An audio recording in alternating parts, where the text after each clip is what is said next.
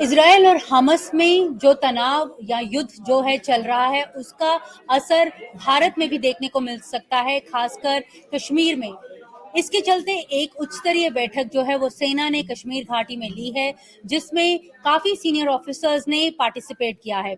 दरअसल गाज़ा में जो कुछ हो रहा है, उसे इस्लामिक वर्ल्ड जो है वो बहुत बारीकी से देख रहा है, खासकर कश्मीर के जो लोग हैं उसे बारीकी से देख रहे हैं। इसी के चलते ये जो बैठक है वो हुई थी, क्योंकि सबसे बड़ी चिंता वहां पर ये है कि जो स्ट्रीट प्रोटेस्ट हैं, जो 2019 के बाद बंद हो गए थे, वो दोबारा से शुरू ना हो जाएं। तो इसे लेकर बैठक में जो है वो चर्चा की गई। दूसरी अहम बात जो थी वो फॉरेन टेररिस्ट को लेकर थी, क्योंकि ये माना जाता है कि जो फॉरेन टेररिस्ट हैं वो अपर रीचेस में हैं, वो अभी क्योंकि वहां पे बर्फबारी हो गई है, तो वो नीचे आना कहीं दोबारा से ना शुरू करें, और जो तनाव है, जो तनाव की स्थिति है, वो घाटी में कहीं और ज्यादा ना हो जाए।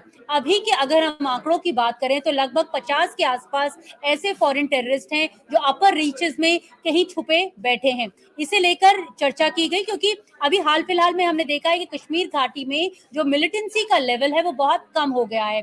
यही नहीं, जो लोकल रिक्रूटमेंट है वो भी कम हो गई है।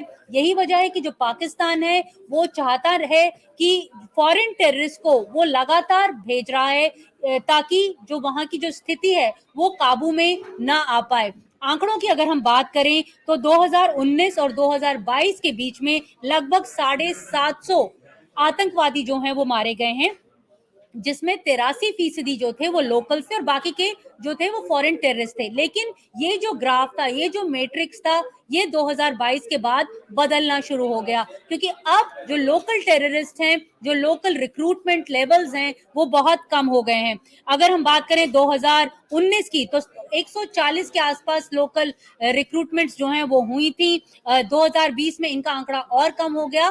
पिछले साल बताया जाता है लगभग 30 के आसपास लोकल रिक्रूटमेंट्स हुई। यही वजह है कि जो पाकिस्तान है अब अपनी लड़ाई जो है वो फॉरेन टेररिस्ट यानी पाकिस्तानियों के जरिए लड़ रहा है।